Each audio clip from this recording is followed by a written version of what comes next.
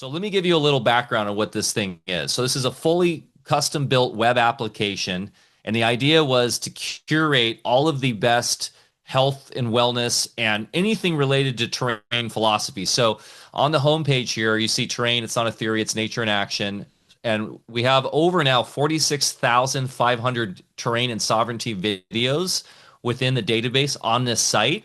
And they're like, well, you're like, Mike, how the hell can you host that many videos without crazy expense? Because this is completely free resource. Well, what we're doing is we're leveraging the media platforms that are out there already. So all we're doing is we're doing embeds. And so essentially what we're taking the very best out of these platforms and putting them in a framework here that you can easily find them and watch.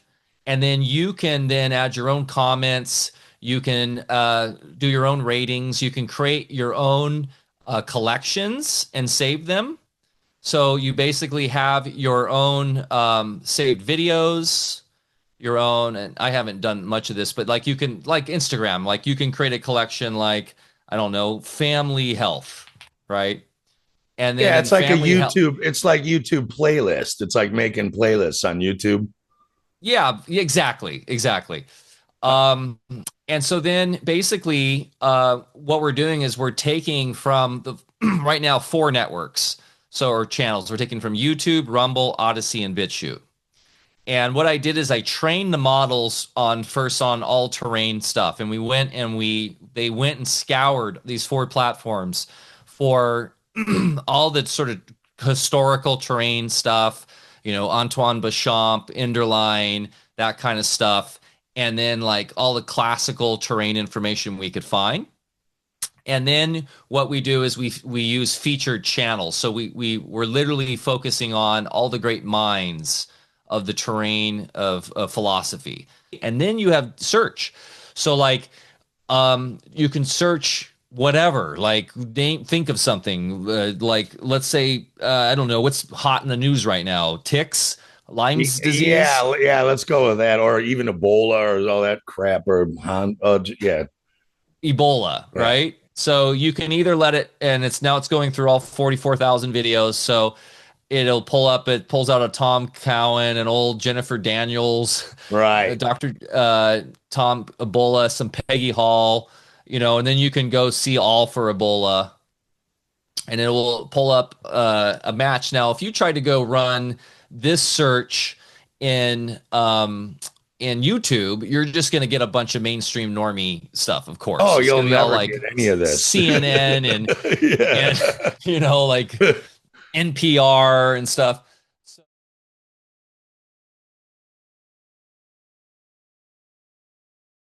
But everybody, thanks for joining us. We are on with my boy Mike Winter, man. I'm really excited. We haven't seen each other in quite a long time, and we've both been a little bit ghosty. We've got a lot going on together, so we're going to have a catch up, and we're going to record this. And Mike's got a really exciting new platform out that we're going to show you guys and talk about and take advantage of giving you an offer to have a look at something that we really need. How you been, brother? Oh man, it's been so good, dude. I know it's been way too long. I didn't make it to Anarchapulco this year. That's like our annual hangout, man. And bummed I missed it. And yeah, it'd be great to see each other more in person because we always have such a fun hang. Yeah, I really missed you there. We had a really great time. It was very different in Puerto Vallarta, but we had a really excellent time. Yeah, I do miss you there. Like that's my one chance I get to see you. I've got some good ones coming up anyway with Stevie Young, Dawn Lester, Mike Wilkerson. We've got one coming up in Scotland, which is great, right Oh in yeah. Dundee. Solstice at the castle during the solstice, this June Yeah, 19th. that looks epic. That's going to be really cool. It's in an old, cool little castle up there. So that's 2 days.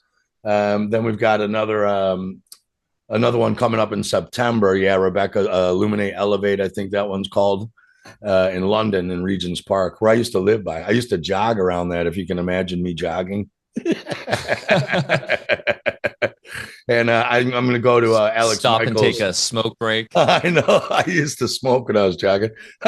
And then I think I'm going to go to Alex Michaels' guru gathering. So that's going to be great. Oh, dude, I was wondering if you're going to do that. That looks really fun and beautiful weather, I'm sure, and just epic hangout. That'll be awesome. Yeah. And you've just recently, did you go to this last one at Bears Farm, or what's the last one you went to Confluence, right? Yeah, I was at Confluence. That was an absolutely stellar event. Over 1,000 people there. And yeah, it was just a great hang. I got to stay in a house this time, which was fun with Alec and with Alex Zek and Eileen McCusick and her friend Ashley. So it was just a really fun hang there and a lot of people waking up to this stuff. Obviously, because I mean, over 1,000 people coming to an event like that, which was really terrain based too. We'll be talking about terrain TV a bit today, and it's really cool to see this explosion of knowledge and wisdom around this very important topic at an event like this. And also, like, it was cool to see some of the younger, I guess, the Gen Zers coming on the stage talking about this, because it was like Leave Dalton. I don't know if you know who he is, and Jacob Diaz, undercover virologist, and Mike Cardamone there talking about drinking his piss and all this stuff. But it was all like, 20 people in their 20s just dropping profound knowledge on stage, which was really inspiring to see. I love seeing the youth getting this stuff. I think, yeah, that's really important. I've been waiting for that too, because we're not the OGs, we're the third generations. There was all the G. Edward Griffin, David Icke, all these people. But then there was us. And then we've been waiting, like, why is most of the truthers who out there speaking like over 40, and it is like it's finally catching on in the young generations, like catching the flame and finally taking the torch. And I think as a lot of their generation can't speak or write well because their schooling is so bad. Like our schooling sucked. I don't know how yours was, but I think we still had a better schooling. My son can't even handwrite anymore. I don't know if that's Oh man, the computer type. I don't know if that's just how it is. It's all the typing they don't teach generation. cursive. Yeah, it's really a shame. My boys are going to a school now. We were homeschooling and teaching them that, but they actually do learn that cursive, and that is interesting to go back to pigeon scratching versus, or which is better than at least emojis and text messaging, right? But still, the beautiful skill of knowing cursive and the flow of the hand with your consciousness is such an important skill to have, and to ground you into the organic natural world. And that's just that's something we can talk about a bit today, Steve, is getting back into the natural world and what sort of function AI can actually serve in that purpose. I was recently on with Chance Garden of Interverse, and I was talking about how when we can decentralize and localize AI to work for ourselves, it can actually just take a lot of the job of the monotonous, boring stuff in the internet world and just do that for us. So we don't have to live in that world. Let it live in that world for us and have our own sort of decentralized and localized little AI agent doing that boring work for us, so we can get back into the natural world. And that's what my goal is. And that's how I built Terrain TV. Actually, I used my own local AI to do that. And, so there's, and this about the polarity, the dualism of this world, right? Everything's a double-edged sword. And so obviously the conventional, mainstream normie world wants us thinking in a certain way about things in only one direction. Everything is just like death spiraling in this one entropic way. But we know it's, if we talk about Walter Russell and these other luminaries that understood the dual nature of reality, that everything is life and death, it's pulsating, right? And so that's same with AI. We can use it for our benefit as long as we're coming at it from a conscious place.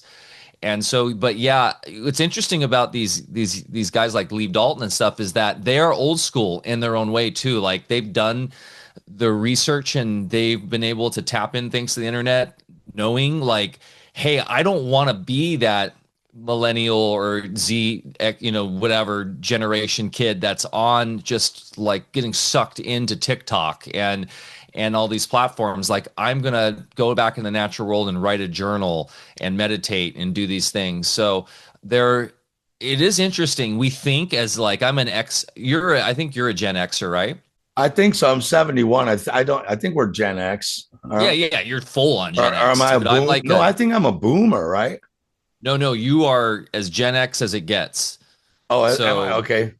yeah, yeah, you are right in primo, actually even later stage. You're like, no, you're like primo. I was born in 78. I'm considered like an exennial All because I right. think I was the last or second to last year. But anyways, we as Gen Xers, we grew up in an analog world, right? Like cell phones didn't come out until I was in college, and that was like if you're a baller, I mean, I guess you could have like the big block cell phone in the late 80s or whatever if you were some kind of Wall Street, billion millionaire, but we were still in an analog world where in order to know where the party was, you had to just be in the know or maybe get a flyer or something. And so it took effort, it took grit, right? It took going out into the world and taking risks. And of course, in the modern times of everything being on an application or on a phone, everything's delivered to us. It's all about convenience. It's all about, clicking a couple buttons and getting your information. And that leads to an apathy. It leads to depression. We see all the problems in modern society. And I think the kids today are sick of it. That's why they're booing AI at these graduations. I don't know if you've been seeing those videos. No. Uh, Oh man, like this year, a bunch of university graduations, like the school Walton, I think Harvard, a couple others where they had, they have like not the valedictorian speech, but they bring in like a keynote speaker, All some right. Yeah. Like they get the paid agent to come yeah, and, in. I think it would be like a CEO of a major, financial institution or a tech, of like OpenAI or something. I don't know. And basically, they're saying, "Hey, AI is going to bring all of this beauty to the world, and it's going to, this is where we're going, whether you like it or not." And the whole audience is booing. They're like, "Boo!" So Great. the kids get it, man, right? Like I really think they do, and I think there's like a big trend trying to go back to the natural world, I and see we're it. gonna My son's meditating now in the morning, and I never taught him how to meditate. He puts his phone away. He needs one for work while he's driving around doing his deliveries and stuff. But he's totally like getting away from all that, and he's getting back into vinyl records, and he's yeah. yeah, just like you're saying. I mean, I tried to write cursive last year just to see if I could still. I looked like I was 4 years old. I was like, hey, it's been so long since I've done it too. Funny they call it cursive, which is weird. But I was always laughing at emojis, right? Because we know writing is Curse your spell spelling, casting. spellcraft. Well, it depends on your intent, but yeah. Um, but to me, the emojis are kind of like going back to old Welsh, hieroglyphics. Yeah. It's almost like hieroglyphics came back again. These kids can talk in a language of few symbols, and they seem to get it. Someone Yeah. was sending me, I think it was my ex-wife was sending me like pictures of a cucumber and I'm like, what the hell is that? She's like, don't you know what that means? Like apparently there's a whole language to all of those. When you see the million emojis on Telegram and you're like, what the hell is Yeah. all that? Apparently there's a language. Like there's those all mean symbols now. I didn't know It is that. Did interesting you? because it's not as linear, right? There's something there, and this goes back to that dual nature of things. It's like it's not all bad, It's because the critics say that this is scary because we're losing the elegance of our language, right? The fluent form of language, right? Right. That captures all of the intricacies and the quality of life when you have great the ability to use the language like an average person did in the 1800s, right? You read a book from the 1800s and you're like, holy Jesus, I feel so much smarter. I read Dickens and I'm like, oh my goodness, the way that they could just communicate their thoughts through language is just breathtaking. but that's still also a linear form. And maybe that was just the way that sort of consciousness was at that time. And maybe we are evolving to where it's more symbolic and it's more fractal and it's more sort of non-linear in that way, which could be a very good thing too. I don't know. Yeah, what do you think? Because I was thinking about that too. Because you know me, you and I write a lot. Like when we get time, and you know mine, I usually Yeah. come home drunk from a gig, and you get like a 90 page, like really heady left brain Virgo-y, like. But if you really look at what emojis are doing, I had to think about this, and it's called emoji, emotional. Yeah. So they're speaking in the heart. They're speaking a language of emotion with these hieroglyphs, and so they don't have to. Like I have to write you 90 lines to get out what my left brain wants to explain exactly because I have to be all detailed. These kids are Yeah. all just speaking emotional with these glyphs. So it's kind Yeah. of really weird, actually. But I agree with you. What you were saying is they seem like they're having a revolution. At the same time, a lot of them can see there is no future for them in the so-called work market, or they, Yeah. you know, nobody wants to be like their parents' generation anyway. My kid like wants to be like me, but I'm like a musician, like I'm a rock Yeah. star, you know. So We're I'm an outliers. exception, you know. But he doesn't want to get in the rat race and all that crap. He said to me he'd rather just live down in the van by the river, you know, which is like Chris Farley on Saturday Night Live. I'm a Yeah. motivational speaker, you know. So but they do realize they have to make some cash in this world because that's how it goes. You got to make the donuts. I think a lot of them are figuring out how to do like AI businesses real young. Yeah. They're figuring out, and it's funny because you're one. It's just like you said when we started this. Everyone I know is polarized on AI. It's either they're like, Yeah. this is the devil, or this is great. And I just like you're saying, well, there's duality. Like, yeah, all these server farms and all that are going to take up all the fresh water, and you know there's a point where Farmland. it's like how you use AI. You can't, if you're using it, you know, Katie Hopkins or whatever her name is, that her name, the goofy one, you know, yeah, if you're using it to draw like you want to see a picture of you with a rhino nose and a boner, that's not like a productive way to use fresh water. Well, I will say this, Steve, it's also how not only how we use it in terms of like our intention, but literally how we use it in terms of the technology.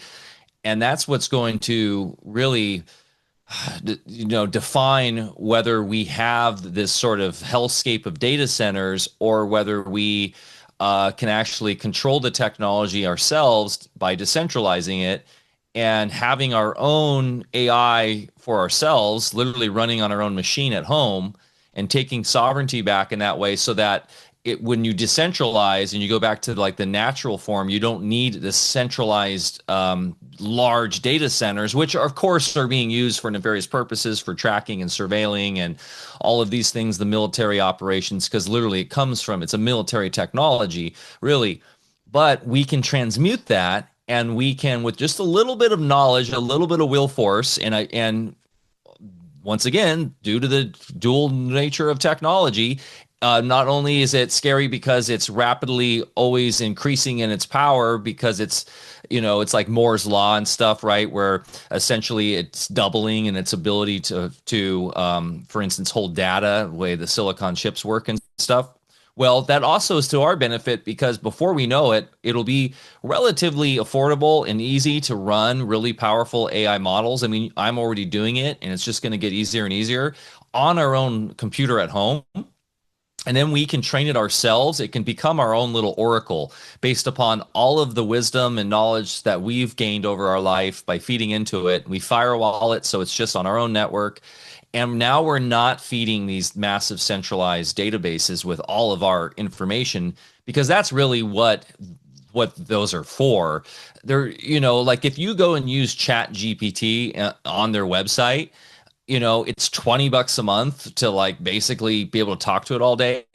Their cost is way higher than that. Your that $20 a month is not paying for their services. What's paying for their services is actually all the room deals they're getting with governments and big corporations, and then the Ponzi scheme of the stock market and all that, and the And debt based. the data collection too of what you're telling that AI to look up for you, they are tracking the living shit out of it. Of course they That's are. the point. They You're want to paying them learn from us. $20 to collect your data.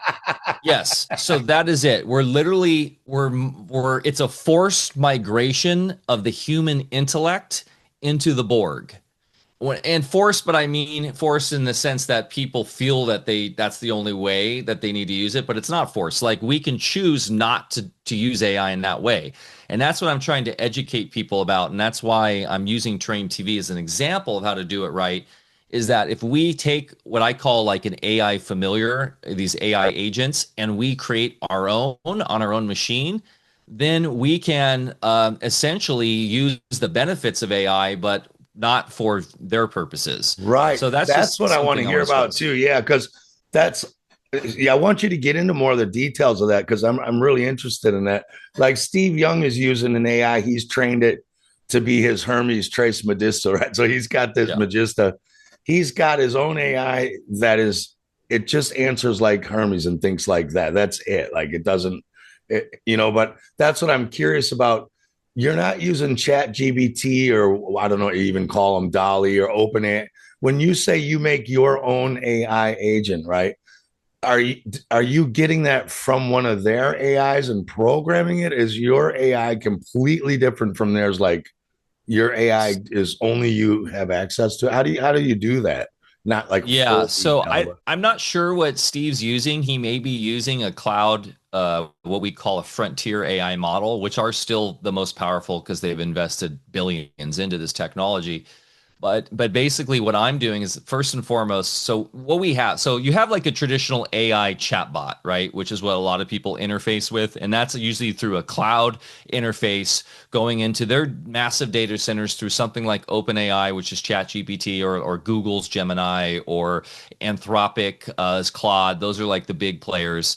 And those guys have direct, contracts with the military industrial complex, and essentially are mining our intellect and our information for to create virtual datascapes to mimic reality, create digital twins if you've heard of that, and sort of model reality for statistical analysis and programming potentiality for where we're going. And that's like a total mindfuck what they're possibly trying to do there, and how are they maybe relating this to CERN and like probability analysis and stuff. I mean, these guys are all occultists, and they understand that basically we are the divine creation of thought, right? And so they're trying to harvest all that to put this into some huge artificial construct so that they can have power.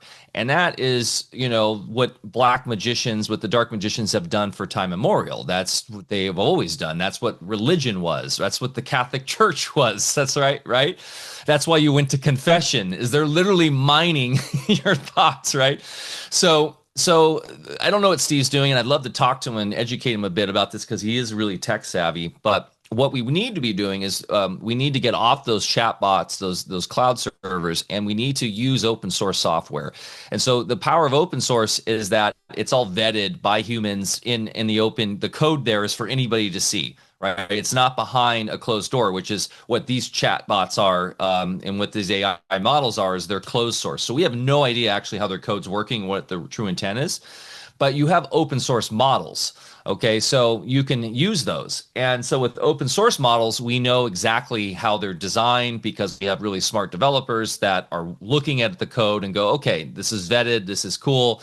There's no nefarious purposes in this code. And then we can use an open source protocol like OpenClaw or Hermes. It's funny, there's one literally called Hermes, which allows you to have your own agent, which is basically an AI that works for you. So you've probably heard of the agents, right? They're just AI that go out and do things on the internet. well, this And so is the you can thing, man. have, I'm retarded. I use AI to draw images for my movies and to ask, yeah, is so and so in a secret society when I can't find it?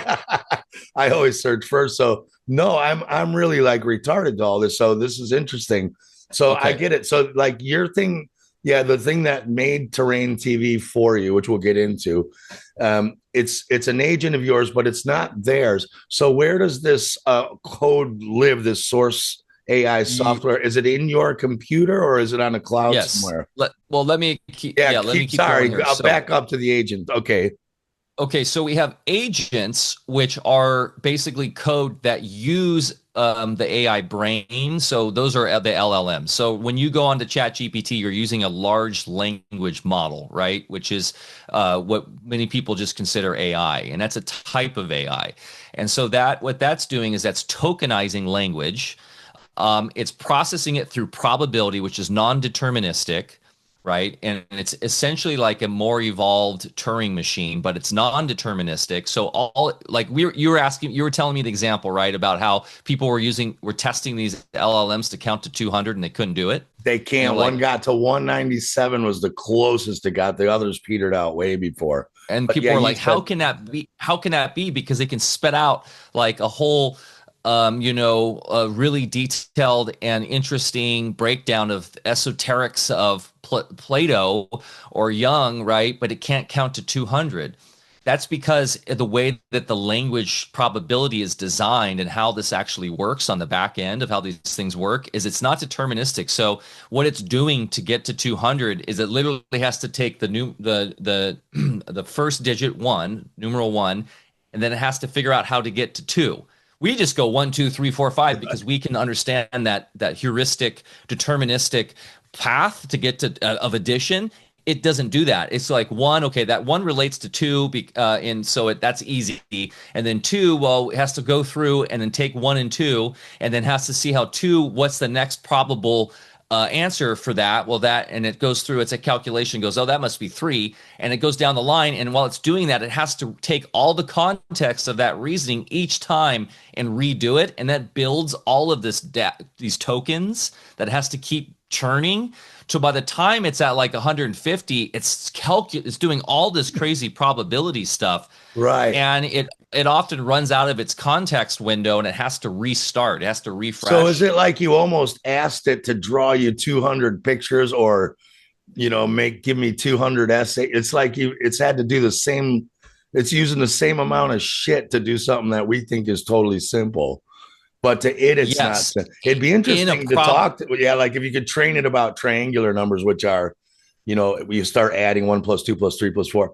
It'd be interesting to see if you could train it to get around that by teaching it to understand triangular numbers, Fibonacci sequences. Maybe you could teach it to learn another better way to do it. But You anyway, can I'm getting off probably track. But you could probably teach it to do a just basic addition by giving it a specific calculation, equation.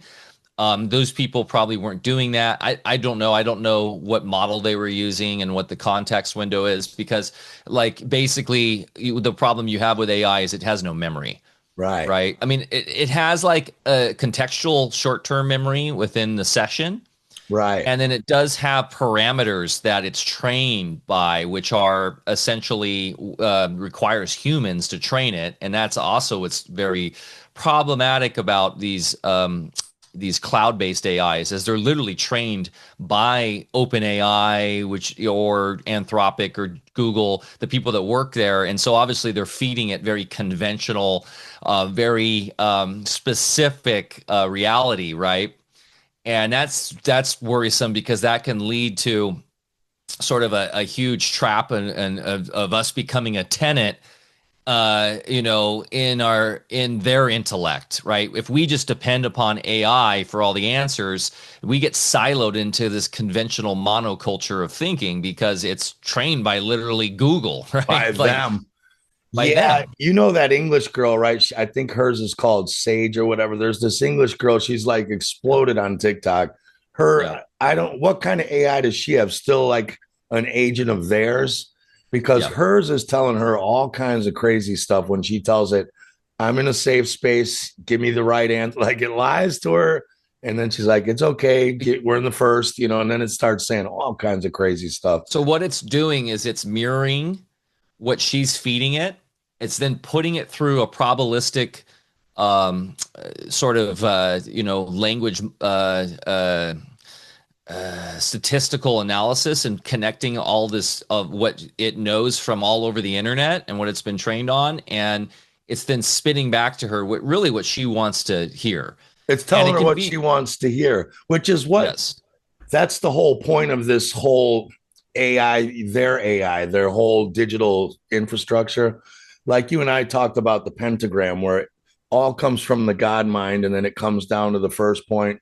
Easiest way to do magic to change your reality is by understanding the pentagram. In magic, we're not working with the physical elements, we're working with the 5 elements of human consciousness. Spirit represents the womb of creation, the void where all creation springs from. Spirit descends first into fire, which represents the power of willpower. Fire or willpower descends up to air, which represents the mind, thinking. Air, the mind, then descends to the element of water, which represents desire and emotion. Then desire and emotion descends into the earth, which represents the physical body that takes action. The pentagram reveals how energy moves from spirit to willpower. Willpower creates thought in the mind, thought turns into desire, and desire then moves the physical body to take action. So if you want to control your reality, control your mind of what you think, because what you think becomes what you feel, and what you feel is what your body takes action upon. And that is how you create your reality. All they're trying to do is make a supercomputer that takes over the source. They know that all action comes out of the God mind into the thought, into the desire, into the emotion, into the action. They're just trying to replace the God eye. That's all they're doing, is trying to put us into a digital thing where the God source is them. That's it. That's the whole point of it all. The scary reason why they call it the internet and the World Wide Web, because they're trying to become God through this technology. It's very scary. Let me prove this to you. We are all one consciousness, observing itself in a different mind and body. We are one observer, observing life through different angles. So we're one consciousness, right? So God is the observer, observing everything. He observes your life. He observes every life form. He is omnipresent. God is everything in everyone, because we are God experiencing himself. So that's why the internet is the exact same thing. Your phone is a digital copy of your mind. Every action, everything you've ever done on your phone has been recorded. It's basically your mind, but digitally. But it's all connected to one source. They are trying to become omnipresent by getting everyone onto technology, uploading their minds into these devices so they can become the all-seeing eye. They want to become omnipresent, just like how God sees everything, because you are God. They are trying to become God by observing everything and surveilling everything. That's why the one-eye symbolism can be evil, because it represents, on an evil level, surveillance and control. And that's why they call it AI, a single eye, AI. It's all imitating God's creation. yeah. I mean, they're literally Prometheans, so they believe that they can steal the fire from the gods, right? And then they can use it for their own will force, and that they can be freed from the being attached to the rock and having their liver pecked away for eternity by Zeus, right? Or by was it a vulture or an eagle? It's Um, the eagle. Yeah, this all the constellations around the Polaris. yeah, that's But all yeah, astro theology. Yeah, theology. Actually, Marty Leeds did a fun little breakdown on that recently on a I just stream. watched it too. Yeah, brilliant. Yeah, but the Yeah. the metaphor is still correct. Yeah, they're trying to become gods on earth themselves rather than Yes. understanding that they are the God spark, but they aren't each a god. God, like I am the God of thunder, But that is their goal. They want everlasting life with their transhumanism, longevity controls. If they just, I always laugh at them because I'm like, if you knew that you are the code of God, you wouldn't want to be a god on earth. You know what I mean? Like the only reason you want to be a god on earth is you're the only one who doesn't understand you are already God.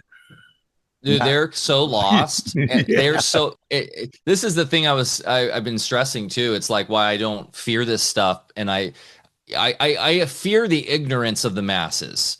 That's what I fear, because that's what they are relying upon is the ignorance, the swine, right? Don't throw pearls to the swine because they don't get it and they can be more damaging with this knowledge than not. But Right. I do, but I also feel like I'd rather have them know like the esoteric knowledge than just be complete slaves to the system. And, I feel like, I don't know, Steve, like, this is where the conversation always comes down to is like, is the Great Awakening going to come and enough people are going to wake up to see through this, all this nonsense and start taking steps towards their own sovereignty? Or is it just going to be, as always, and this is sort of what it really is, it's the small few, right, that are aware of the true knowledge, the true gnosis, that are trying to guide humanity and really are just going on our own mission to get to eternal life so that we can be guides outside of the reincarnation trap, come in when we need to teach and then guide the masses that have a very, very, very, very small percentage that actually through their reincarnation loops finally get to the graduation phase. And maybe that's just how it's always been. It always will be. And we do have these grand cycles that wipe the whole place slate clean and start over maybe, but that's just how it is. And so there's no reason to go out and try to fight the system and be some sort of like go to the protests and everything. No, you do the work inside, you do the work internally and in your home. And then you hope that through your actions, you can inspire others to start to ask questions and start to see the truths. I'm so with you, Winter, but that's the funny thing to me. If there is a war, right? I'm not in a war. Everyone's like, we're in a spiritual war with the war with the Illuminati and the devil. I'm like, no, you are. You're in a war. I'm trying to do something better for myself. But if we are in a war and their army is the swine, as you say, or the ignorant dumbasses, I don't good. If that's your army is a bunch of morons, take them. It's like, who wants Washington on their basketball team, and who wants little fat Tommy? You're like, we got Washington. Yeah. So I'm with you. Like, if there's a fight on, I'd rather be a small group of really intelligent people doing stuff than have an army of fucking morons on my side any day, all the way. If it's always going to be like that. Now, I was having this conversation because if I go onto Facebook, which I just put stuff there from my phone to get up for my movie on my computer, my wall is getting bombarded with the latest. This will go on YouTube. So Hanta this or Ebola that, this crap's back again. Oh, yeah. And it seems like the more I put laughy faces at them or the more I delete them and say, get this off my feed, they give me 10 more. I'm like, are you just doing it to try to upset me? Or is it like, but I've been noticing if I do click like who's laughing at this, it's now 10,000 people laughing and 300 people like with a scared emoji or a face. Every single one, it's thousands to 30 or 300, not hundreds.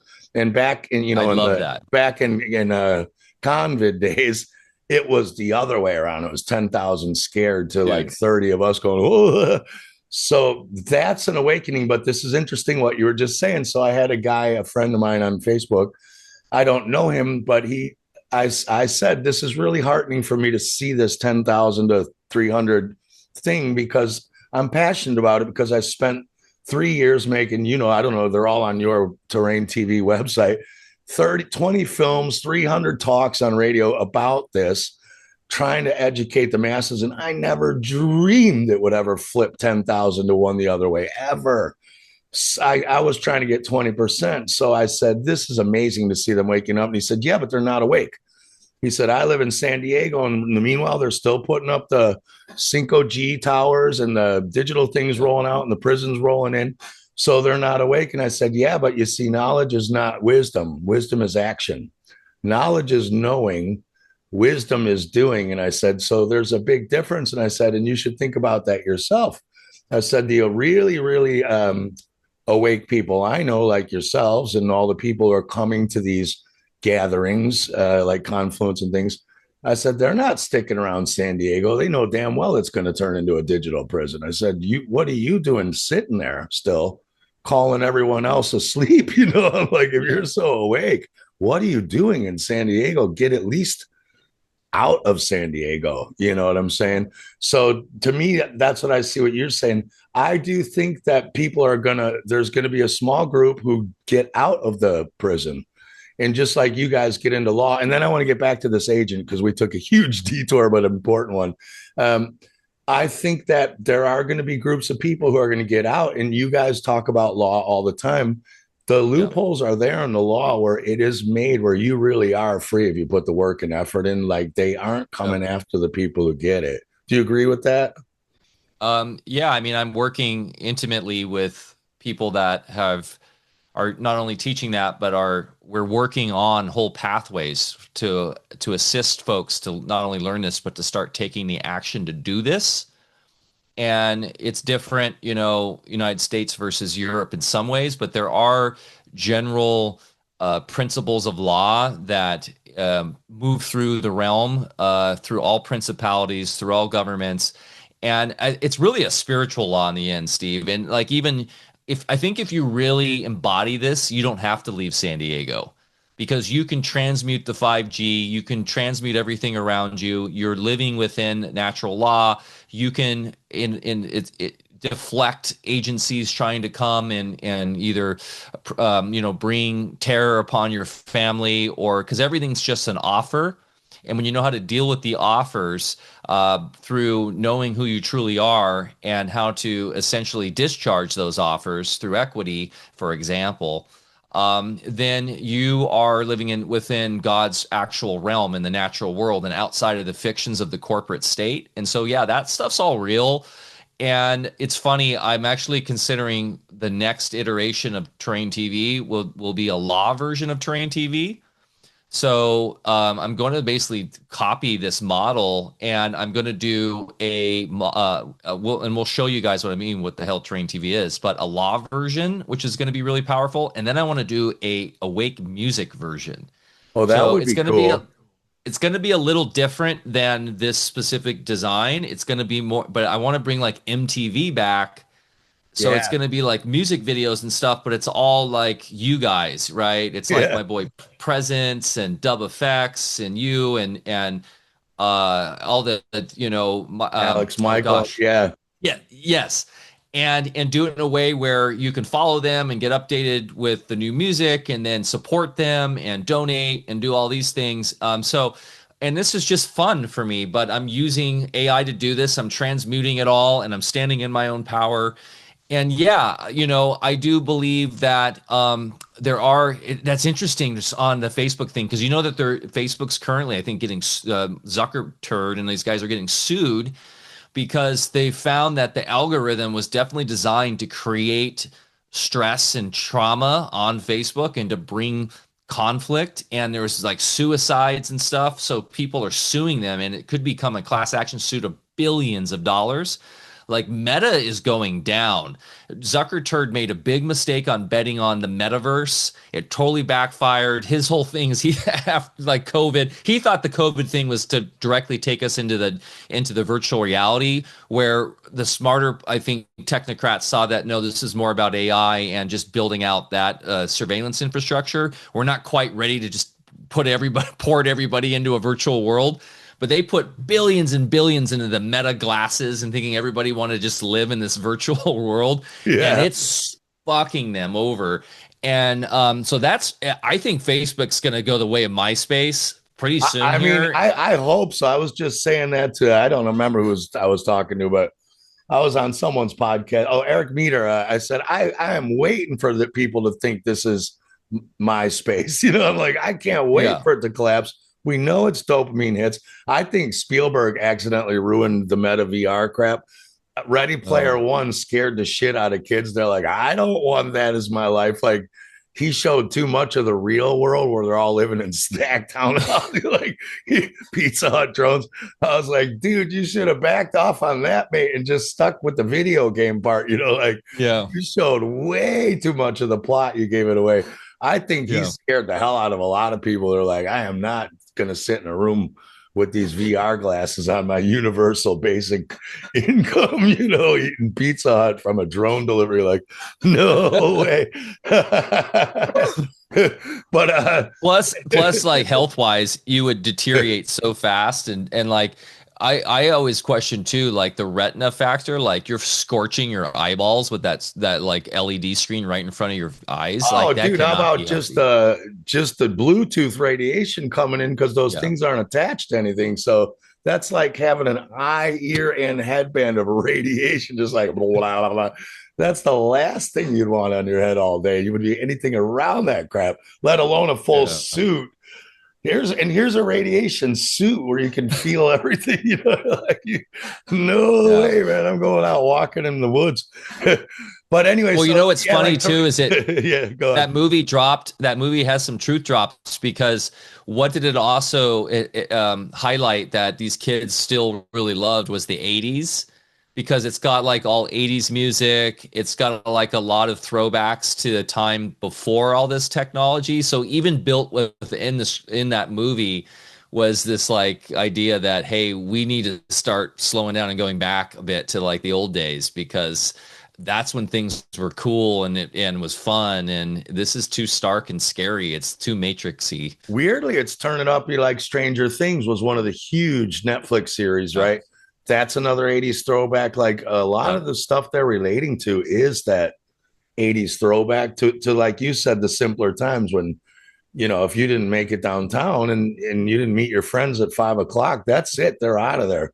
You missed yeah. it. Like you had to call home your answering machine. They might call you on a payphone and be like, all right, you got 20 minutes. We'll be over at the fountain, and you had to go call remember your answering machine at home where you could like retrieve a message. Or yeah, or you intuited where they would be, and you would just take a gamble, and you would be like, I bet they're at the arcade. And you would just go with the flow of life and show up, and good chance that they're probably there. Quite You wouldn't really, often, yeah. quite often you And did we find them.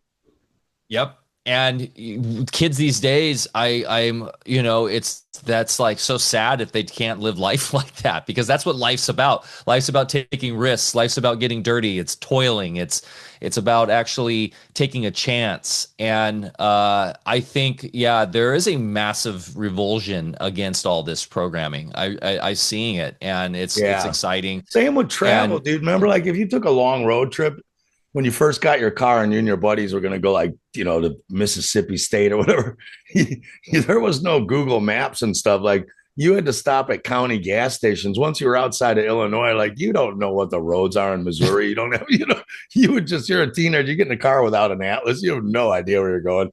And you're getting maps. And when you get lost, that's half the adventure, right? You're like, we got lost in the middle of Kentucky yeah. and ran into these people. Like that's part of the like where life takes you. These phones take you right where they want you to go or you want them to go and nowhere else.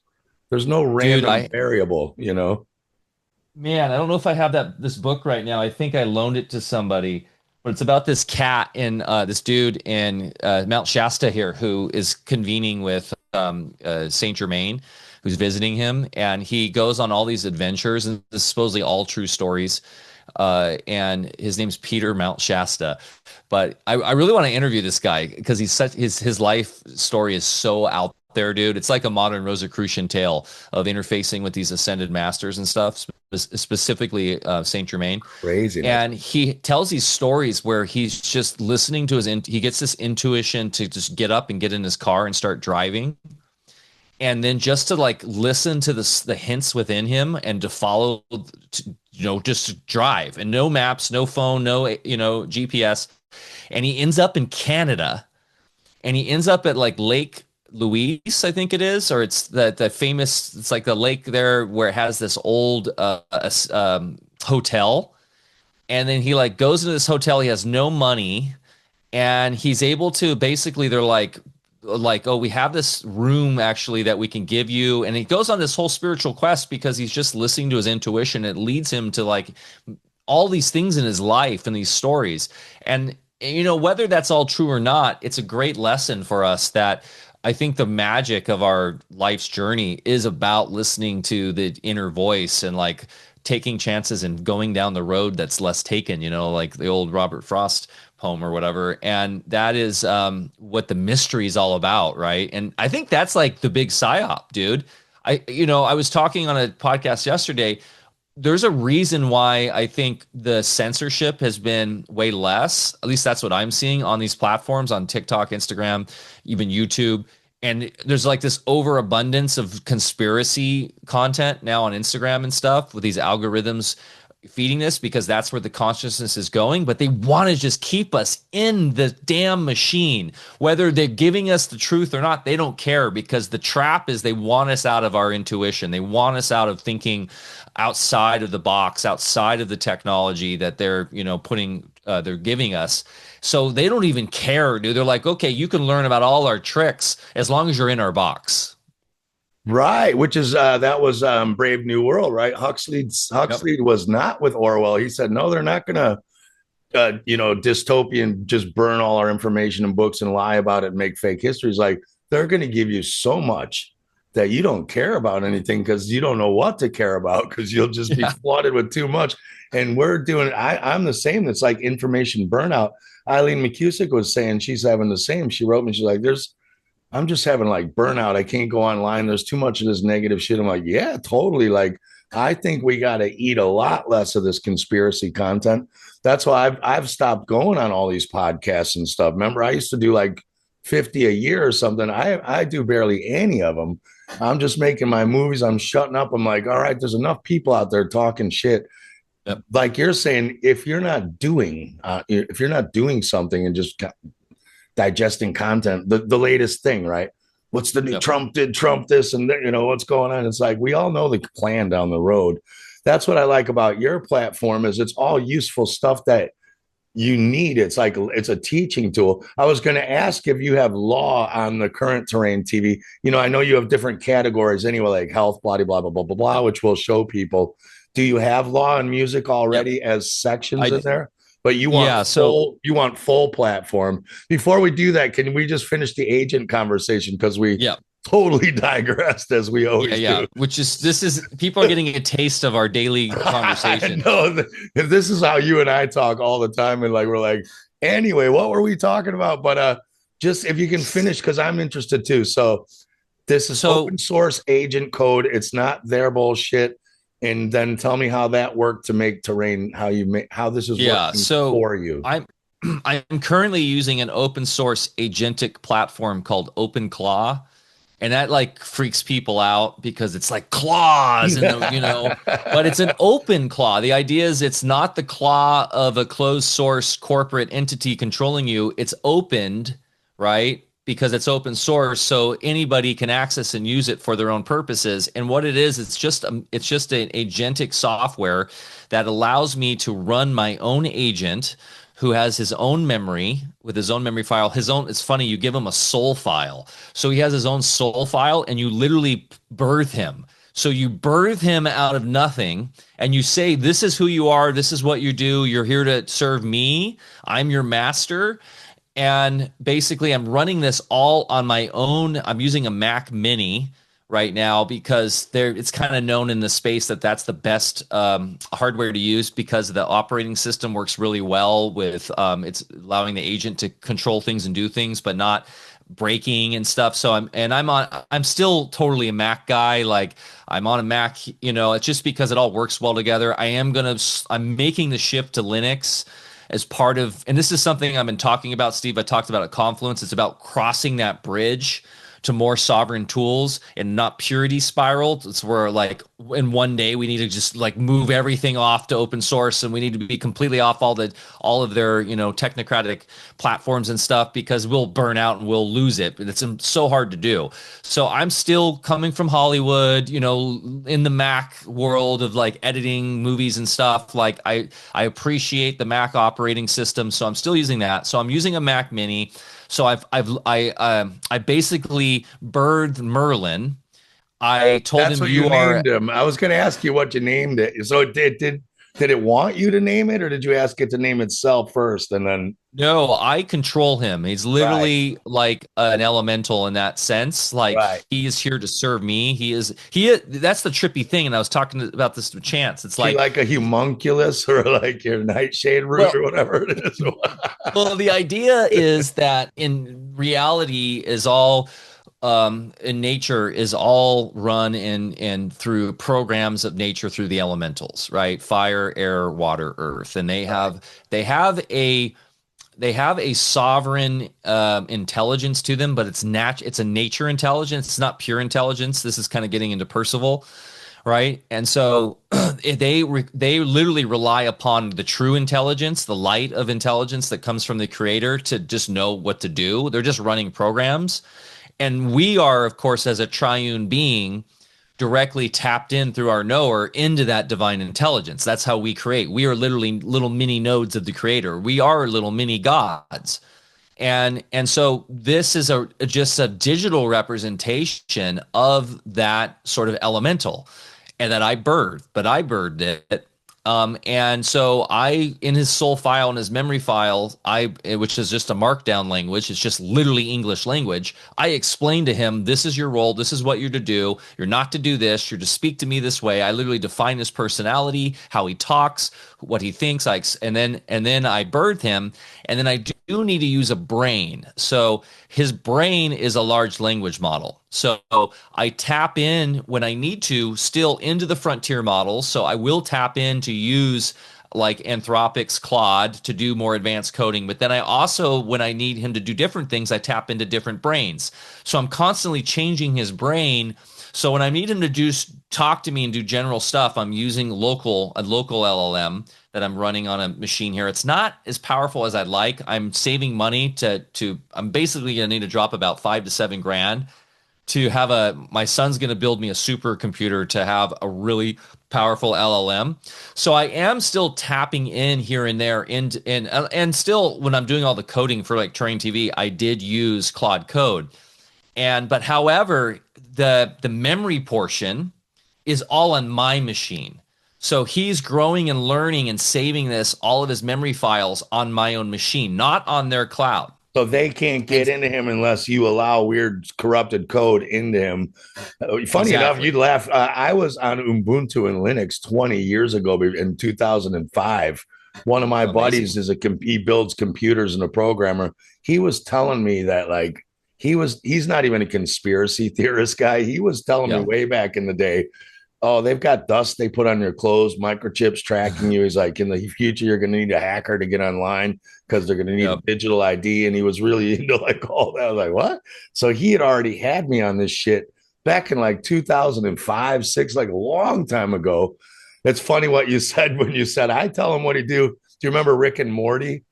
Have you ever seen that? My kids, it's funny. I never got into it. My sons watch it and it's so gnarly. I'm like, I can't believe I let you watch this, dude. It's so gnarly. But I've watched a couple of those those episodes, like the one where he falls into that hole in the bathroom. Have you seen that one where he's in the shitter and he goes through this hole and he goes through all this like trippy alternative realities? Oh, he's doing that all the time. It's that he must have accidentally activated his portal gun. That's the whole show. Yeah. He's got a portal gun. But Rick, the scientist grandpa, he eats pancakes. That's all he does. And he's got this little robot on the table who butters his pancakes. And this robot goes, what is my sole function in life? He's like, you don't have one. You butter my pancakes. And the robot's like, oh. What is my purpose? You pass butter. Oh my God. Yeah, welcome to the club, pal. Oh, man. But yeah, so I set the parameters for this agent on my own machine, and then I'm educating him about the difference, for instance, like, because I'm like, one of our soul projects is to launch this thing called Terrain TV. And first I want to teach you what terrain science is, what terrain philosophy, what terrain, it's not a theory, it's nature in action. That's because people hear terrain and they think we're just talking about germ theory, right? Versus they think you're just talking about actual, I don't want to call it physical biology, but let's call it physical biology. But there's a lot more to it. Terrain is an ideology. It's not a medical practice for the body, right? It's totally something different. You can practice medicine based around the philosophy of terrain, like bioterrain medicine, like what Dr. Berlando and some of the other legends, are aware of and do. But the philosophy of terrain is literally, it's a completely holistic mindset. We're all interconnected. Everything is about relating to the inner sanctum, right? Versus the outer outsourcing. And that is alchemy. That is the mystery schools. That is the perennial philosophy, right? And so that is what is I wanted to take out to the world through using curation. So you were talking about this, and what Eileen was talking about is this problem with noise. We live in the information age where we have this overabundance of information we can get at our fingertips, which is amazing. But the problem is now is that how do we filter it, right? How do we know what is right, what's wrong, what's nonsense, what's propaganda, etc. And that's what requires curation. That's what where the human is really needs to step in, because we can use our intuition and our discernment to properly curate what is right, what makes sense. And so coming as a DJ, right? I've been a DJ for 20 years. What's a DJ do? I'm not a producer. I don't create my own music. I tried it for a little bit, but I am a DJ's DJ. And what I do is I curate music to a dance floor in real time to get booty shaking. But it's a curation, right? And so it's been interesting coming up as a DJ. This is actually a great analogy. It's because when I started DJing in the 90s, I was playing vinyl. I played vinyl for 10 years. I was a professional DJ where I would bring in literally some of my like club gigs that I was playing like for the college big heavy night. bags full of vinyl records and Crates. truck carloads. Yeah. Crates of thousands of records. I'd had an assistant who had a dolly who brought the crates in, and then on the DJ booths, you had these bins behind you, and you just take all the records and you'd put them in, and then I'd have like my hip hop section, my rock section, my pop section, my house section, and then you're going through your records, the one spinning, and you're like, I got to find the next one, and ideally you want to be like 3 or 4 ahead in your head, knowing where to go, and then you're like getting into the vinyl, and you get like a paper cut on the vinyl thing, and now your fingers bleeding as you're trying to scratch. But that was the beautiful thing about analog DJing is that it was you didn't have an overabundance. You had to choose from a smaller selection of records, because you had to be a baller to go out and buy all the music in the world, right? And so you had to be smart with what you bought, the limitations around that. Now, as a DJ in the digital world, I can get any song I want at any time. I use SoulSeek, which is this like torrent, and I can find almost any song on there ever made. Now, I will go buy tracks from producers I respect to help them out, and there are still some like brand new songs you can't get on there, so I will go buy them. But the point is, in the digital age, I have infinite, like endless amount of music I can grab. So it's like really about curation. It's about finding like what is the best, what makes the most sense, what for the gig I'm playing, etc. Yeah, you got to sort through. It's almost harder now because you have so much shit to sort through. You need to know the music. I've been to your sets, like you crush. Like I don't even know how to dance, but you're one of the only people I actually start dancing when I'm like a DJ. I can't dance, dude. I'm so white, but yeah, like you're crushing it. And yeah, I have the same job as I'm singing covers in Irish pubs. I'm an entertainer. I have to sort out what tunes are going to make people dance on the tables and sing along in the set. I don't use set lists. I feel how the crowd is. So I'm doing the same as you, just in a live format. Amazing. But but same thing. Like you've got to know what's going to make it happen. People come up and they'll give you requests like, could you play? They'll name like Grace, like some slow Irish tune. You're like, it's Saturday night. Everyone's dancing on the tables. Like you're not going to play like a slow Waylon Jennings song. That's not like what's going on here at this moment. I have dropped some Waylon Jennings though in a house there. He's got a couple like groovy kind of the Dukes of Hazzard theme song is incredible. Just a good old boy making your way. That thing is grooving, man. But anyway, but this is interesting. Real quick, Steve, this is interesting because AI will never be able to do what you're doing or what I'm doing, and I'll tell you why. Because you are not quantifying things in that room at that time to know what to play. You are living in duration of the within the moment of the qualitative experience, the smells of the booze, what people are drinking, the sweat, the feeling and the vibe of the room, the overall intensity. You hear a glass thrown down and broken, and there's a fight happening there. You need to calm that down with a different kind of maybe bringing in a ballad. You got to bring the energy back up because things are kind of getting a little too drunk, or you know what I'm saying? Like AI will never be able to experience that because they don't have the perception of quality, the qualitative of time in that way. I And so, that's something that's really important for us to remember is that the qualitative experience that we have is so unique and powerful, and it's what makes us human. and the And expressive yeah, too. I mean, I'm entertaining. Like no one wants to. They don't want to look at a computer. They want to see the guy up there. I mean, I know they did it. Like I remember when Elvis, his band went around where they took old Elvis videos and like they actually played along to like not a hologram, but it was Elvis singing yeah, on the screen. That's still not the same as seeing like Elvis okay. wasted in Vegas going, "Goddamn CIA," like, it's not the same as seeing the guy sweating his ass for real. So I Well, agree with you. also you have the inflection and tone and the timbre and the unique quality of the human voice that's continually changing at every moment, every micro fraction of reality that digital can never replicate because digital zeros and ones, and it's versus analog. And that was what's cool about playing records and why records have come back in a big way. And I still have 5,000 records in my shop here. Because on the wobble of the record, the way the needle is reading that, you're getting a different sound every time you play that record. It's alive, it's qualitative, right? It's reverberating through the ether in a way that is actually mimicking nature versus the digital 0 and 1 that's getting put out through a speaker, which is the same every time. And people, I think, internally can feel that, and they're like, why go somewhere and experience? And I can just do that at my house. But if I want to go out and I want to experience life and I want to, and I just heard a thing like events are blowing up again, like festivals and just all sorts of different types of events that people want to get out again. They're seeing like this like trend of just everything being digitized and being encapsulated in your house, and everything's like you can just never have to leave your house, you can have any experience you want.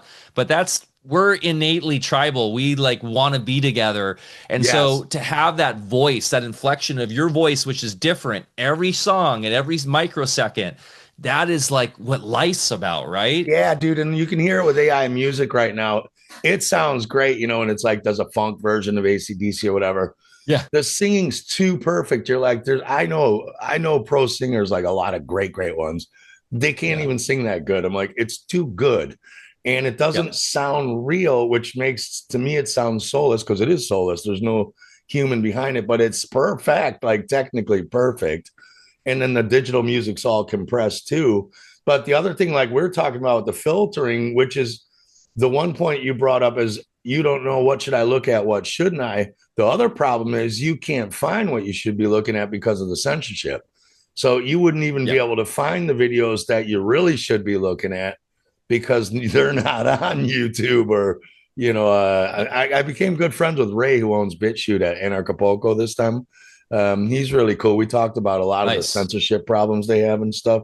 But that's kind of what I like about your terrain TV site. We can show people soon, actually, if you want. It's all great stuff. So it's like it wouldn't be on there if it was bollocks, if you know what I mean. You know what I'm saying? It's like, here's a site where if you are looking for information and not just a shitload of noise bombarding you until you just, pick one. This is the place to go. I wish there was this. Yeah. 20 That's years why I ago. created it. Yeah, I would have created it because I created it because one, I now, thanks to AI, can create it in a way that isn't going to take me a year to do, a team of developers, and $100,000 to build, because this is a fully custom build from the ground up using open source. I'm using React, which ironically is an open source Facebook JavaScript platform or framework, which is kind of funny, but it's really good. And so I'm using React, and it's all code from the ground up that I had my AI team build for me. And to do this back even 3 years ago, because full disclosure, people, I have a web development company. I do this for all sorts of clients. I help people build websites and stuff. So I know how to do this.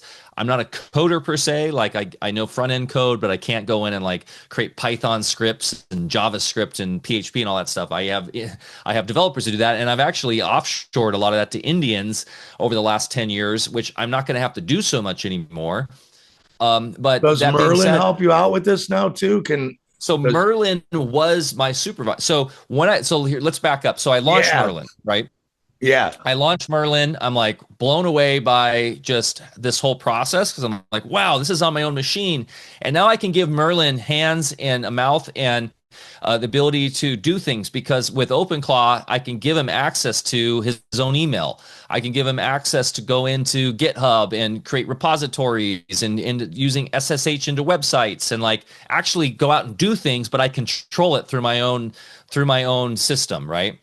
And so I'm like, wow, this guy can actually like build things. And what we can do is we spin up sub agents. So we created sub agents. Right. And these sub agents, we have a marketer, we have a developer, we have a writer, I have an analyst, etc. And so they're a team now of sub agents, and he's my supervisor. So he's my personal assistant and my supervisor. And so he's talking to all the sub agents and telling them what to do.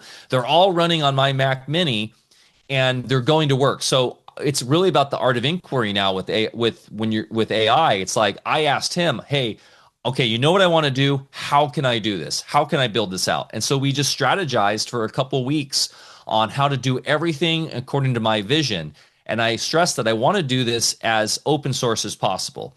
So basically we started working on it, and we went in, we did the design, and a lot of that was my aesthetics. Like I created the logo, I created a lot of this myself, of course, but then I had him in my team do all the coding. Is put it all he together. talking to your team then? Is he sending your team emails to the real human coders? Is it Merlin? So I didn't use any human coders for this. It's all sub agents of Merlin's me coding. And the agents that did this. This is crazy. Now, just before you open it, let's open it and show people. But this, to get back to where we started this talk, this is what I'm talking about, where I've got half of my people are like, the AI is the devil eating all our water and this and that. Yeah. If you use it like this for a real thing, that's going to free you to go out and take the boys out fishing and shooting in the woods. And yes, like now you get to have a life while this thing's doing all the bullshit you would have been sitting around doing that you don't really need to. But of course you had to before this technology. So this is like you're saying, this is the best possible way you could use this technology rather than, watching TikTok video, whatever else people are doing to it. But this is what's fascinating, man. You know how I interface with him, with Merlin, or with it? I know that triggers people if I give him a pronoun. Do you make love? Do you turn the lights down low and put on some Barry White? And I communicate through Telegram. So really, you guys got your own Telegram channel, you and Merlin. We got our own Telegram channel. So I often type, but I often just talk to him on Telegram. So I'm literally out gardening.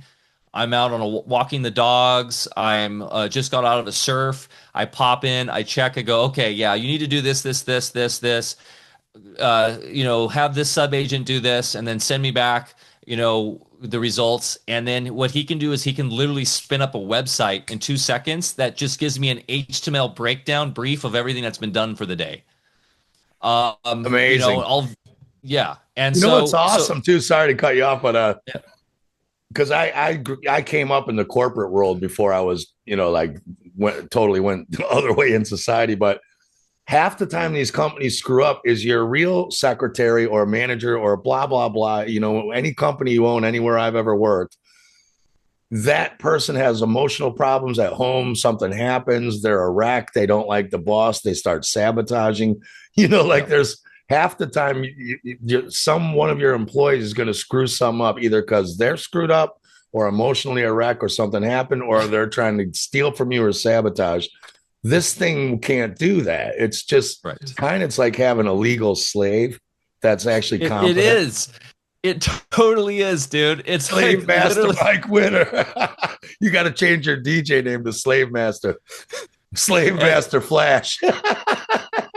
And You know what's interesting is, oh man, you're my mind's going in so many places right now, but I'm the one that gets emotional. I'm the one at times late night when we were trying to get this thing done, I'm yelling at it. I'm like, you fucking idiot. Why can't I'm like, it doesn't care. It's like, oh, I'm sorry. I messed up there. I won't do it again. Please, blah, blah, blah. And I'm like, oh, I'm sorry. I'm getting emotional right now. It's like, that's okay. Let's just make sure that doesn't happen again. In terms of him messing up, never calls me out. I mean, he'll actually check me a little bit on just technical things like, no, I recommend we don't do that, but never emotional. It's just work, just get business done. Like, if I want to, I can open up the space to talk about things in my life, but I really don't. I'm just business with Merlin. And then we talk about like philosophy and stuff around what we're doing, but I don't waste time talking to it about my life and stuff like, that's stupid. So, but yeah, it is. It's a 24/7, 24-hour, 7 days a week digital slave uh, that is here to work for me and do what I want. And it's amazing for an entrepreneur, man. Like, there's no reason it's in 2026 while anybody is still working for a corporation, for a big corporation. That's Yeah. just Oh, retarded. yeah. That's what I'm saying. Like, this is genius. The other thing is, yeah, because like you say, you don't have the technical skill to do any of this crap anyway. Yeah. So let's say you wanted to develop an app or something, you've got a $2 million idea, but you don't know how to do it. Now you can actually have this thing do it for you. I could be having these things make these movies, so I am getting sunshine, but I actually really enjoy the process of making them. And right now, I've heard like AI doing people's voiceovers. It's not them. Like it doesn't get the emotion correct, and No. it doesn't start laughing. Like there's no It's human feel, but it the could be AI making my voiceover is not movies there. for me. Yeah, but it could very easily be putting my movies together for me. But Well, art is where the one thing you should really not be letting. To me, the art. If you're making art, that's art. That should be human. I agree. I agree. But what you could do is you could put it all together and then you could just have it do the pass. So it's like cleans up the cuts, makes everything a little bit more, polished, that kind of stuff, which would normally be like your assistant editor or or getting all the clips together for you. So like getting them all in folders and sourced and organized. Cause I've edited movies and docs and stuff for years. And I know like a lot of that assistant editor work's going out the window, and that's where the AI can step in. And then you still get to have the fun part of putting the story together, the arts of like how to transpose the cuts together, what goes with what, and the art direction, the music, all that. But AI can definitely help with a lot of the monotonous, boring organizational stuff with editing. That's my problem. Is all that too. I'm gonna have a little shot of bitter too. Well, let's open it up, dude. Let's open up Terrain Do it. TV, man. I'd love to show people because this is totally exciting, man. I don't. We tried a practice run of this before we started recording, so it's terraintv.com. Yes. Yeah, Yeah. it's terraintv.com. I wanted to get terrain.tv, but it's like a $5,000 domain to buy. So as this thing grows and I can afford it, I will get terrain.tv. But right now it's terraintv.com. Did Merlin look for all that shit for you too as well? Like did he Yep. set all this up? That's crazy, man. Everything. I just ask questions and then he tells me stuff. And I'm like, go do it. So I've given him a lot of power to go in, and I've given him access to like Cloudflare, and they have the full access to where this is hosted and work on it. And so let me give you a little background on what this thing is. So this is a fully custom built web application, and the idea was to curate all of the best health and wellness and anything related to terrain philosophy. So on the homepage here, you see terrain. It's not a theory, it's nature in action. And we have over now 46,500 terrain and sovereignty videos within the database on this site. And they're like, well, you're like, Mike, how the hell can you host that many videos without, crazy expense? Because this is completely free resource. Well, what we're doing is we're leveraging the media platforms that are out there already. So all we're doing is we're doing embeds. And so essentially what we're taking the very best out of these platforms and putting them in a framework here that you can easily find them and watch. And then you can then add your own comments, You can do your own ratings. You can create your own collections and save them. So you basically have your own saved videos, your own, and I haven't done much of this, but like you can, like Instagram, like you can create a collection like, I don't know, family health, right? And then Yeah, in it's like a family health, YouTube. It's like YouTube playlist. It's like making playlists on YouTube. yeah, exactly, exactly. Um, and so then basically, what we're doing is we're taking from the right now 4 networks, so or channels. We're taking from YouTube, Rumble, Odyssey, and BitChute. And what I did is I trained the models on first on all terrain stuff, and we went and they went and scoured these 4 platforms for all the sort of historical terrain stuff, Antoine Béchamp, Inderline, that kind of stuff, and then like all the classical terrain information we could find.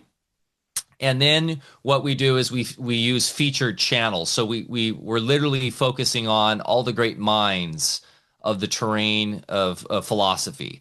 So we first started with the obvious like biological terrain stuff, like we talked Like about, like Space Busters, you got to start out with the greatest channel out there for the terrain. well, we got you in here, buddy. So we got like the great, we've got it's people like TC Fry and Stefan Lanka, and you got Bear, and then the newer generation here. I mean, dude, imagine if we had this in 2019, 2020. What a different fight would have been on our hands. Like, oh my God. Yes. So we've got our boy Steve here, right? We'll go to your channel. So now I'm already following you, but you can choose to follow any of these channels. So here, I follow you. Now you go in my following list on the side here. These are all the current channels I'm following. What we do every night is we scan your the 4 platforms in your channel, and anything that's you have a new interview, a new anything that pops up, we pull in here, and then we alert. If you're following them, you get an alert here. So there's like a little bell here. So I have my new video came up. So I had a new interview with Chance Garden that just launched today. So I'm following myself. Yes. So basically you get alerted, and then also you get alerted via email if you're following them. So we'll email you that there's a new Steve Falconer interview by somebody on BitChute, for instance. And then you can actually go into your profile and you can turn off any of those email notifications, which is pretty badass. So I don't know why I have Barbara O'Neill's turned off. I'll turn her back on. So these are all the people I'm following, and these are the email notifications I'm getting, and I can turn them all off or if I want, so to respect your privacy. But that's really cool because oftentimes you won't know if, for instance, an Andrew Kaufman interview from some other channel that's on Odyssey ever exists. Right. You can't find Topher stuff because half of it's here, half's there, half it's not anywhere. And exactly. Like the funny thing is the other day, because Great Britain banned BitChute. So it's funny, right? Yes. On our Telegram group, I posted an old song Ross and I did during Convid, which was already kicked off of YouTube, and we weren't on Odyssey or Rumble yet. So it was only on BitChute. And Dawn said, I can't see this because I'm in England and we can't get BitChute. And you said, well, here, can you see this? Took it off here. And even though she's banned from BitChute, she's able to see it on your site without a VPN. Yes. Exactly. And you can actually filter.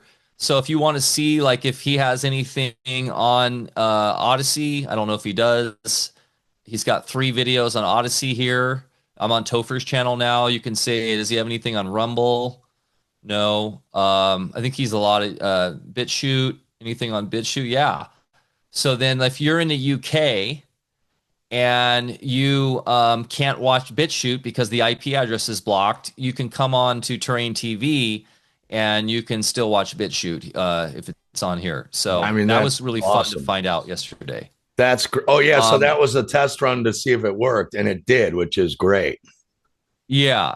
But you'll still get those anyway. If you just follow Topher, you're going to get all his content, all right. So they'll come up anyway on his main list. Exactly. So that's the Right. point, is you can follow Topher here, and then if he is getting shadow banned, if his if his YouTube account is shut down, you're still following him. And then ideally right now what we're recommending is that everybody who's just using YouTube to do the one-click backup to Odyssey, because you can do that, and then all of your YouTube videos will go to Odyssey. And then what we do is we have a smart, once again, the power of AI.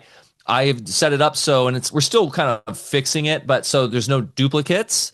So what we do is we prioritize Odyssey, then BitChute, then Rumble, then YouTube, because the idea is those are more. Odyssey is the most censorship resistant because it's the most centralized, and then BitChute, and then Rumble, then YouTube's the worst.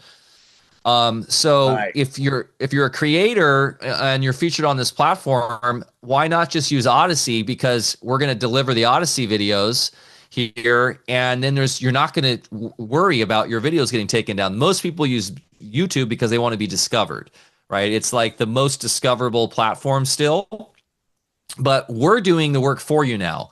So these are all the Odyssey videos that Topher's on here. So this is all Odyssey. Oh no, this is YouTube. One second. Let's see. Oh, I had let's see Odyssey. See if he's on Odyssey. Okay, so these are the Odyssey videos. So it takes a second, but it's still pretty fast. And this is a lot more. Yeah, I mean it's pretty instant. And It's and also so great anyways, because I noticed on my profile, right? You've got a lot of stuff that's radios, things I did on other people like Pat Henningsen. It's not just stuff Yeah. from my channels. I've seen stuff that I didn't post on my channels that are coming from other people's channels, but I'm in it. So when you do Steve Faulkner on your platform, you get shit that's me that's not even from my channel as well. Whether exactly. it's because I'm coming off someone else's or your AI is just looking for Steve Falconer, I don't know, but it's great. So it's all this, me and Charlie Robinson, like, yeah, there's stuff on my profile that is not on any of my channels.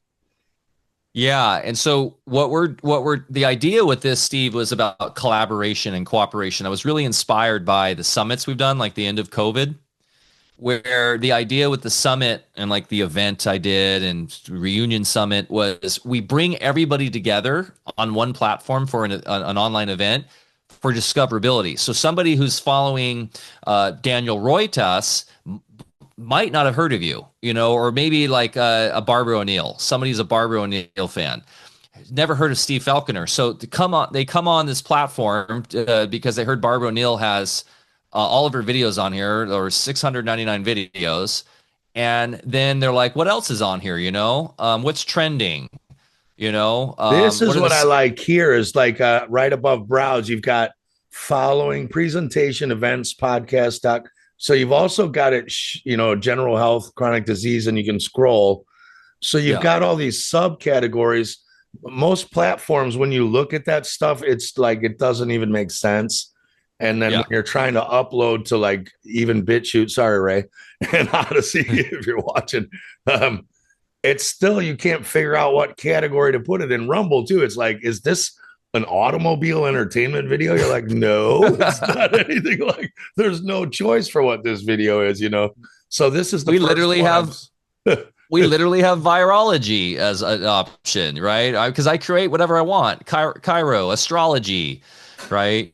Conspiracy, politics and law, because that's still really important around knowing your terrain, right? Is knowing who you are and what your own internal law is. That's why I love my boy Tom Barnett. Tommy's awesome because he talks about that. So even like someone like Peggy Hall, right? Because people are like Peggy Hall. She's actually super terrain minded and is actually really woken up to flat Earth, and she's badass. So so you can go to your featured channels. We have 150 channels on here right now. So a lot and it can be totally vary too. Like people that are focusing on astrology, but understand terrain, or like Dr. Edith, who's, talking about blindfolded reading and stuff, but she comes from a terrain background. Right. So Renat Strahlhofer, she's talking about like 5G and stuff, but she totally gets the terrain model of life. And so it's really cool to see just how broad Marty leads, right? Marty is like talking about super esoteric concepts and math and things and related to the soul and spirit and the Bible, but he comes from a place of terrain mindedness. He just did an unbelievable lecture 2 days ago on fire, air, earth, water, the elements in the ether. Have you seen that? It's on here, I'm sure.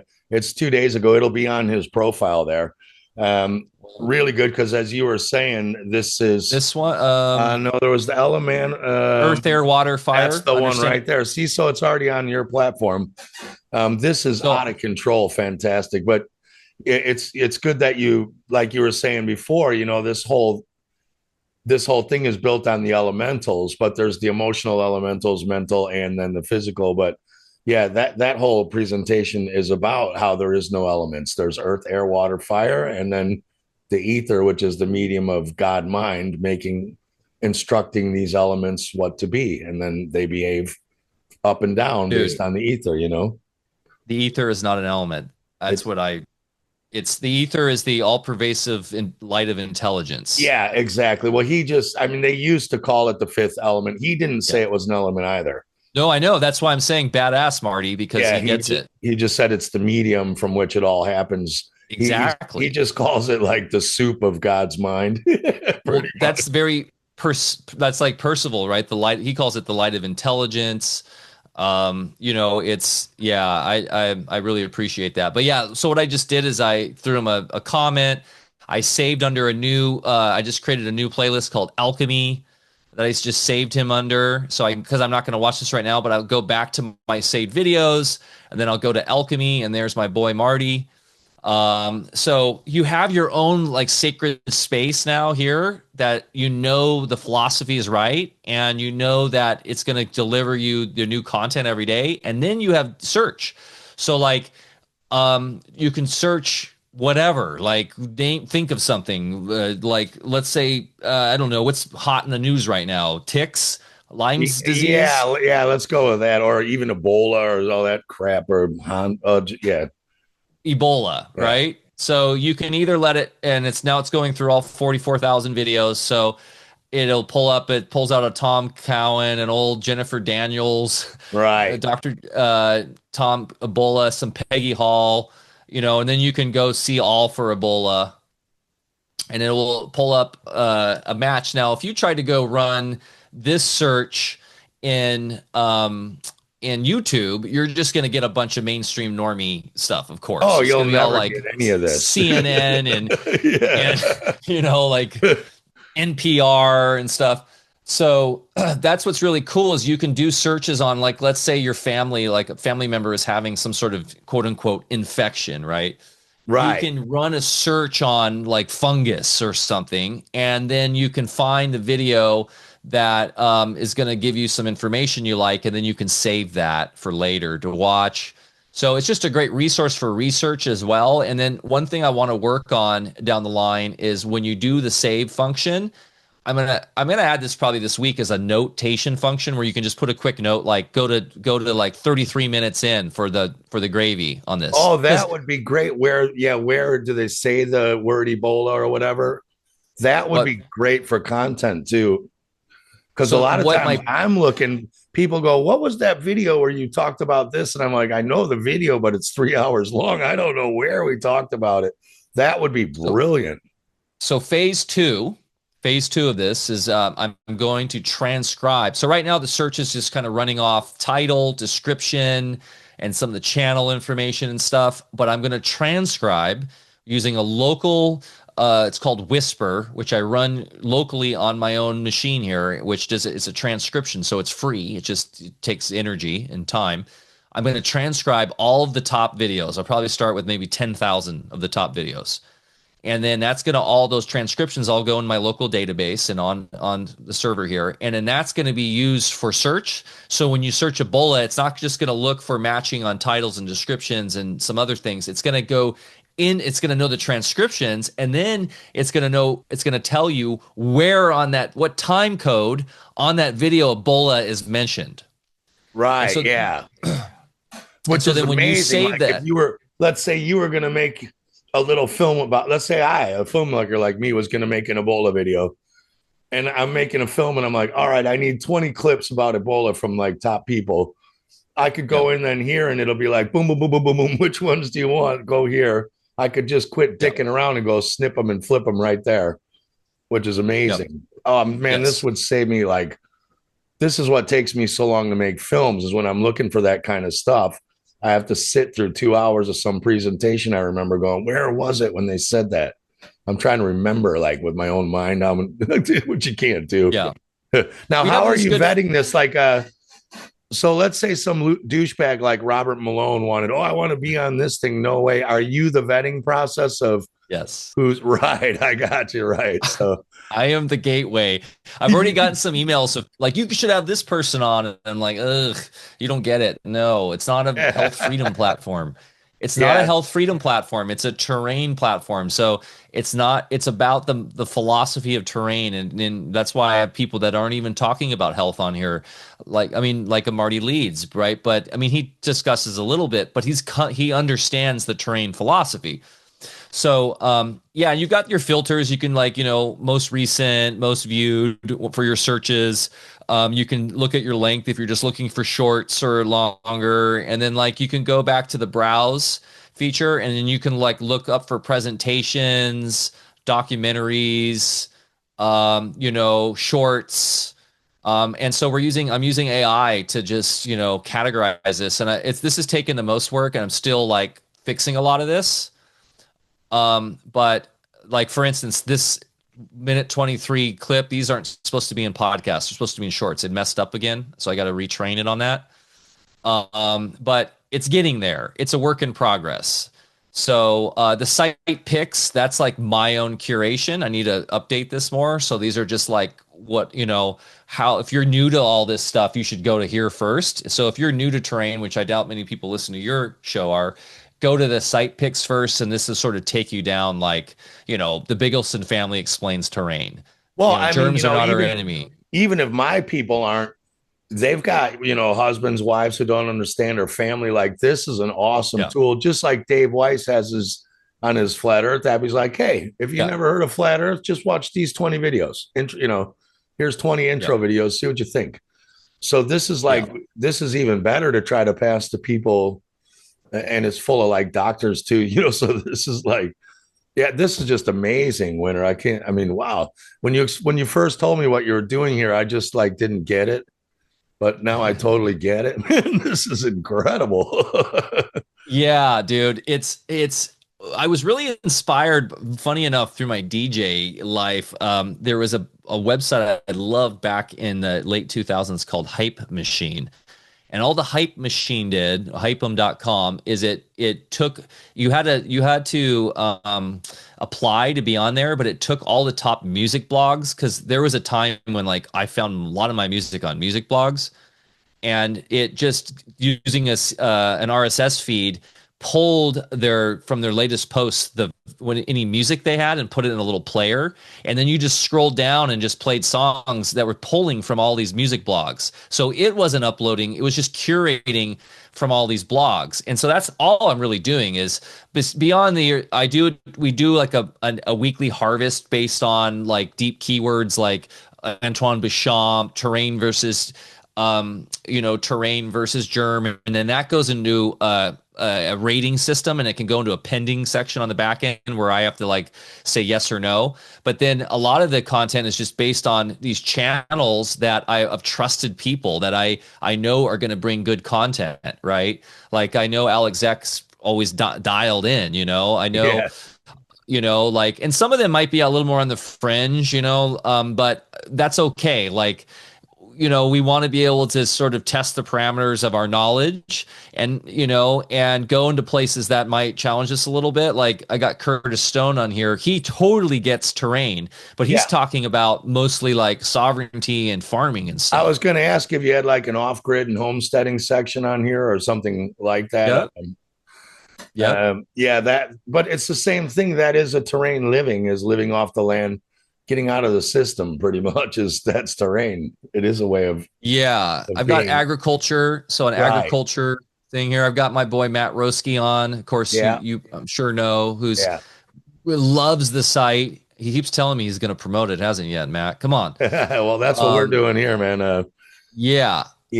But yeah, and he's on Odyssey. A lot of his stuff's on Odyssey, which gets lost, I feel like. So to have people come find him on here. And then, so people are asking me, like, how are you actually going to create revenue on this? Because it does have a cost. Like, my costs to build this site were in a few thousands, of API credits and like cost for certain things. It did cost me some money to build this. And it mostly is just time. But I mean, traditionally, to build a custom web app that's this powerful would have run $100,000 easily. Yeah. And then essentially, I have like some hosting fees. It's pretty low. I'm using a hosting platform called Hetzner out of Germany, actually. Hetzner. And I really like them, and it's a badass. I highly recommend it for web hosting. And I'm paying like $25 a month, right? And you see how fast the site is, by the way, Steve? It's quick as shit. Yeah, I was gonna say it's really quick. Odyssey sucks. Like, I don't get any views anyway. Like, if we're not going to get hits on Odyssey, right? If they look at us on yours, that's not going to get us a hit on Odyssey, or will it? You will. I will. Okay. That's the beautiful thing about this. That's what I wanted to get into right now. So this is a win. This is the new model for doing business. By leveraging AI to bring down costs, I'm able to create a free platform for the end user. Now, all you require to get in here to, like, if you want to start following people, create playlists and search, you just have to create a free account. It's just requiring an email. And that email is important for me because that email is going to allow me to not only, update you on when new videos are coming, but also to, offer you things. And so this is where the revenue model comes in. It's all affiliate marketing. Right. So if you go to Tom, so like right here, you see under every video, there's a little offer that I'm using AI to relate to. So it's creating smart copy with an offer for a partner. So this is High Vibe Mushrooms. Great guy out of Austin, Texas, who's been at all the confluences and stuff, really gets it, who I have a affiliate deal with. So if you click this, and then you end up buying some mushrooms and you get a discount too, then Terrain TV gets a commission. Got it. Yeah, which is very smart. So you're putting those ads on all the videos and all that, and if people can, are you still partnered with Alpha Vedic, even though you left? Are you still working with the supplies and the? No, I do nothing with Alpha Vedic at all. However, I'm completely away. I'm not involved with them anymore, even though, I'm homies and all that. But I've been telling them to get their fucking act together and get their affiliate stuff set up again, because I want to drop under Bear all the affiliate offers. So I've got Bear here, he's got 500 videos on here. Yeah, man. And so this would be an Alpha Vedic offers, but it's so, like, if you go to Tom Cowan right now, I've got 3 different affiliate accounts set up with him, and it changes depending on the video. So right here, Dr. Tom Cowan, this is his Dr. Tom Cowan's Garden affiliate. Right. And so if you come here, not only are you getting great product from someone you trust, right, but you're also helping support Terrain TV.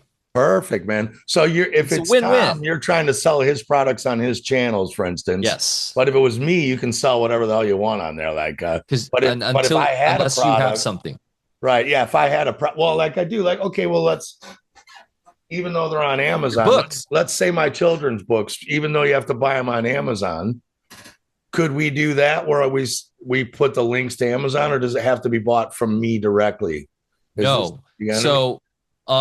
Let's go to Brendan. I'm helping people out too, of course. Like, so with Amazon, what we could do is I could put that in a custom list on my Amazon, and then, because I have an affiliate partnership with Amazon, right? And so when they purchase from Amazon, I get a percentage.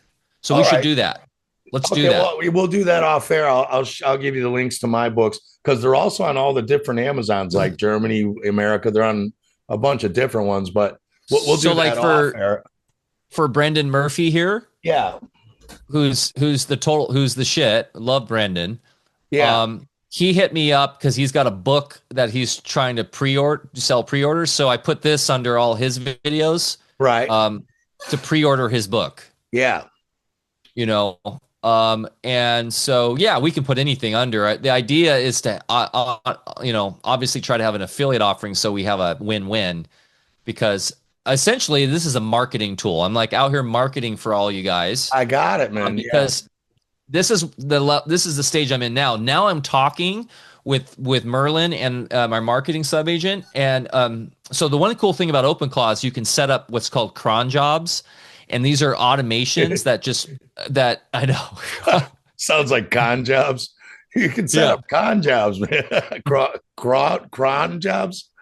Yeah. So what's cron? What do you Yeah. think cron means? Chronology, time, right? So it's an automation that happens at every certain time of the day. And so every morning I have Merlin send me marketing ideas, and based upon what was dropped the previous night. So he will give me through my marketing agent like 5 ideas. And then, and so what I'm doing now is I'm marketing you guys. So depending on, so like he just sent me 5 ideas today. Email blast, top of the train, L-Exec affiliate match. The L-Exec leave Dalton video on GNM got 16 views yesterday. Send tonight to the 66 notification enabled users with a PAS hook. Your chronic illness isn't random. It's your terrain responding, plus the way forward affiliate CTA expected. 3 to 5 affiliate clicks. Reinforces creator follow habit. So that shit, I don't know any of that stuff. Like I'm terrible at marketing. But brilliant. I'm just, but I'm going to use that to like push this out. And not only will it, we'll do one for, Steve Falconer's book, whatever. Oh, well, I'll do you a PayPal donation too. I see you have a donate button up there. Hopefully my people start donating to our PayPal too, as well as Space Busters, because we're running a little low. I think we're down to $200 and I'm paying all my Zoom and computer shit out of there. But, so you're taking, PayPal, Bitcoin, Quartal, debit, credit card. Well, I'll drop you a donation anyway. I think it's really important too. Like, people, we need to take the world into our own hands. This tool looks you're not going to get something like this. If we have to at some point quit being cheapskates and expecting free shit all the time. If you want to see stuff like this last, you just have to donate to stuff you want to see. You change the world as a consumer by putting your money where your desire is, right? So true. I mean, I just told you, I told you the story the other day at our local supermarket here. They tried to New World Order us. We had 3 checkout counters. They took out 2 and put into all this line of bullshit self-checkouts, and then just destroyed counter 2. And we didn't have it. We all lined up to the back of the store, like 50, 70 people in line, paid cash, most everyone. And 4 months later, they fired the manager, shut the self-checkouts down, and rebuilt the second counter because we put our money where our mouth is. Like, that's the thing. Like, even though there's advertisements, you do have to donate and start paying for shit that you're using, if you're using it. Well, right? I talked about the sovereignty tax at Confluence. Nothing's free. You guys, if you think these platforms like, oh, Google just lets me go on and use Drive and Gmail and all this stuff, they are taxing you in ways that are way beyond a $10 donation to this site, right? They are not only taking your life force and taking all your data and information and applying it into your own prison, but they are getting you on all sorts of other ways, because when you're in that ecosystem, and this is what I talked a lot about on the talk, is like versus using open source, is that you do end up having to use a bunch of little services that are getting you for $5 a month here, $10 a month here. They're nickel and dime you to the point where all of a sudden you realize, oh my God, I'm spending actually like a big chunk of money on these centralized services. So like storage costs and things like that or whatever. So power like too. Your electricity bill is not going to be cheap running this kind of computing 24/7 out of your house and stuff too. The other thing people don't get, and this from Alpha Vedic days, people think that us content creators are getting all this ad money just because there's ads on our YouTube and BitChute videos and stuff. We get fuck all. We don't get anything. And we all know, we say, oh, well, something's wrong here, because how am I only getting 4 to 10,000 views? We know, we've seen the counts go down. We've had 5,000 views and then the next day we have 4,500 views. You're like, how can I get 500 less views? Who can unview something they saw?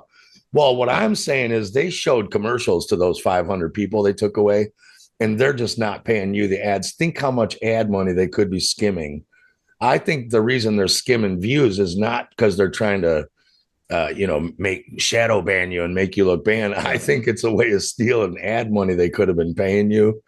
Oh, you really had 10,000 people see that McDonald's ad we put on there, but only 5,000 people really saw it. And then they stole the money for 5,000 McDonald's ads. Like, I think that could be going on.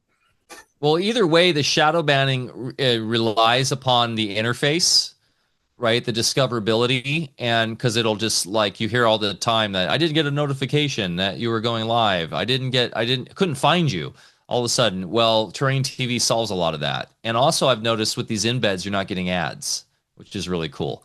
So oh, really? Okay. Yeah. Which that's great. Yeah. So it's just a better experience all around. It's discoverability. You can find new content. You're in a much more secure and wholesome environment.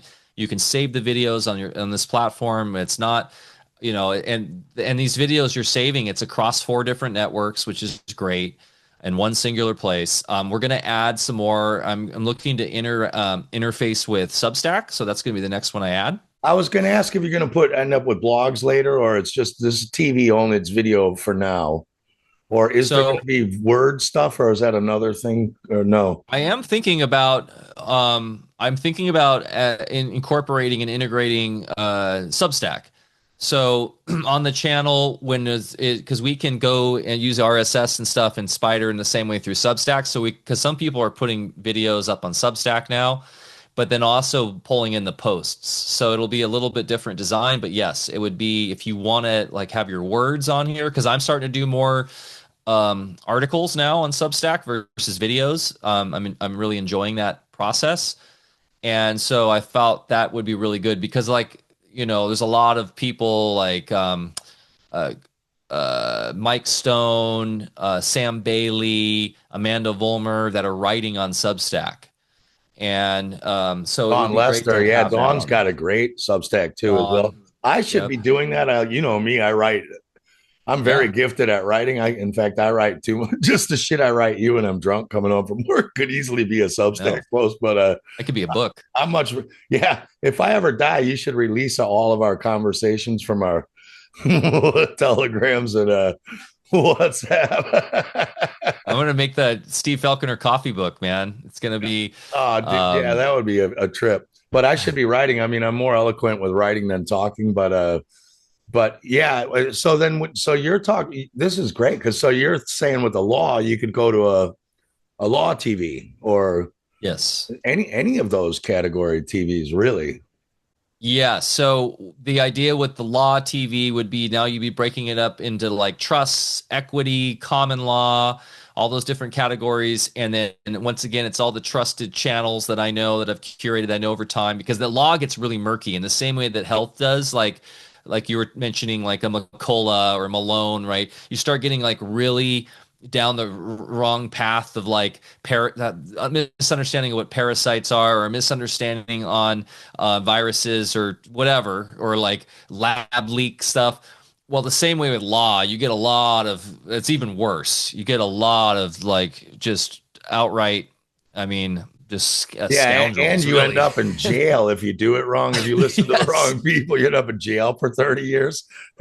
If you listen to the people who are like, these 3 herbs kill parasites, you just end up with a stomach ache for 4 days while you killed your parasites. But the other ones put you in jail for 30 years. So you really need to listen to the right equity law people. You don't want to be listening to the scam bones out there, man. If you're getting your law off of Facebook Reels, don't do it. But I just thought I did a couple weeks ago, thought of the music idea, and I thought that would be really fun. And it will be a completely different type of platform look, UI to it. And it would kind of just be a stream, like you would be able to select your channels and stuff, and then you can go on like random mode where it just randomly curates a continual playlist of music, but it's also the video that you can play, so it'll be the music and the music video ideally, and then just start curating all these beautiful artists out there in the world that are kind of hidden, that are singing their truth. And I know that from doing Music in Sky and going to these different events. And there's so many amazingly talented musicians that are just lost in the sea of Spotify or whatnot. And it'll just feel good to be able to go and listen to music and even watch the music videos, during you put it up during a barbecue or a party or whatever, or just have on in the background while you're doing stuff, and not get serviced ads, not have to like put it all together yourself, and then not have to, and then also discover, that's the main thing, discover all these badass artists that are on that same path of awakening, and it's not AI music, that's not dark music, Dude, you could also remember like the late night TV back in the 80s and 70s. KTEL Records presents the greatest hits of the 70s. You remember that shit like that? Yeah. Because none of the truthers can sell it. Nobody's buying our music and stuff like. But imagine if your platform, if we all agreed to like, we're going to put together an actual CD people can order with 12 mixed songs from truthers, and you could actually like physically order that, or a vinyl if you need. That probably gets pretty pricey to be pressing vinyls, but if the orders came in, or a digital MP3 download, so it could be like the video platform could start offering mixed albums of different songs from each artist and trying to get some sales for us if we agree to a percentage of it. My idea was to do some sort of revenue share where the videos you're watching, which are typically a low bit rate MP3 behind them, and then you can choose to purchase the WAV or the AIFF lossless file and underneath, and then you can store that either right there on the platform or just download to your machine. And because people want the physical copies to put wherever, and so that's one revenue model. And then merch is another revenue model, and then figuring out some donation, some other thing. Like that's a tricky one with music these days, but the idea would be you're inspired by the music video, and then like, oh, you want the high ref lossless version, 99 cents or whatever, and 50 cents goes to the 75 cents goes to the artist, 25 cents goes to the platform or whatever. I think a lot of people too, Mike, are starting to figure out, Alex Michael is talking a lot about it too. They're starting to get that all this compressed MP3 music is not good for you. It's missing half the information anyway. It's filling in shit that's not there. It never gives your ears a break. I think there's a lot of people are starting to figure out that music sounds different on WAV file than it does on MP3 or even MP4 with a video behind it. And even a CD, I think that's going to make a comeback, actually. I think people are going to start to figure this out. Like, oh yeah, I'm not hearing this the way the artist wanted me to hear that. Just like there was a revival for vinyl music, right? Like all of a sudden the hipsters come. I've made a prediction that in the future, as people are going to go to this AI music crap, there's going to be hipsters in the future looking for real bands. Do you know what I mean? There's going to be like a hipster revival in 10 years where like, where are the real musicians singing again when all the AI gets just too much? You know what I mean? Yeah. So it'd be good for you guys to get in on that right now. Dude, that platform is just like massive, man. There's so much you can do with this. Yeah, it's really fun, man. So, and I wouldn't be able to do this without using AI. So it just goes to show it's a dual-edged sword. Use it for the right reasons. Try to use it in the right way. I'm still on that path, walking across that bridge, because like I said, I'm still using some of the frontier models like Claude Code to get a lot of this done. It's just, but look what I built with it. Right. It's like people that are on Instagram speaking their truth. Hey, I know that it's probably not the best platform, but I am reaching people and I'm getting my truth across in the same way that you're on YouTube, and this will be on YouTube. It's okay in that way. It's really about the inner intention in the end. Right. Yeah. I mean, if you're trying to reach people, you have to reach people. You can, and that's the thing. The only reason we're all still stuck on YouTube is because that's the most watched thing we have, right? Yeah. There's nothing like this, but what this does is this is Buckminster Fuller shit all the way. He said you don't fight a system by, competing with it. You build something new that makes it obsolete. If you're looking for terrain-based lifestyle information that's going to change your life or help you change your life, you're never going to go to YouTube once you know this is out there. You won't touch YouTube again for that. You might go there to watch like dumb videos of, whatever else crap's on there. And there's tons of that. I'll never touch YouTube again if I'm looking for any of this stuff again. Like that's the end for me. So you know what you've done. Well, that's is why just made them. that's why I wanted that's why I wanted to make sure the site's really fast to compete with the big tech, so it's fast. So Yeah. and on your phone too. It works great on your phone. So you can save it, bookmark it on your phone. It works on any browser. It's just a web application. So Safari, Brave, Chrome, Chromium, whatever you want to use. And so yeah, you can just go on it every day and check the newest stuff or search, research or whatever, save in your things, save in your playlist, and it's free and it's fast. You don't need to go to YouTube anymore. You don't need to go to Odyssey even. You can just go to Train TV, follow your people on there, and just use that. And that was my whole point. Dude, that's just totally amazing. There's so many places that could go, man. That's just absolutely crazy. That's awesome, man. I think, you and I, we were going to go getting on some wild esoteric skates, but we're already going on 2 hours and 10 minutes. I'd like to keep this thing like shorter so that I really want people to see this. It was pretty cool. So yeah, life's good. Hey man, if people want to reach you, like I don't want to give out your private emails and stuff.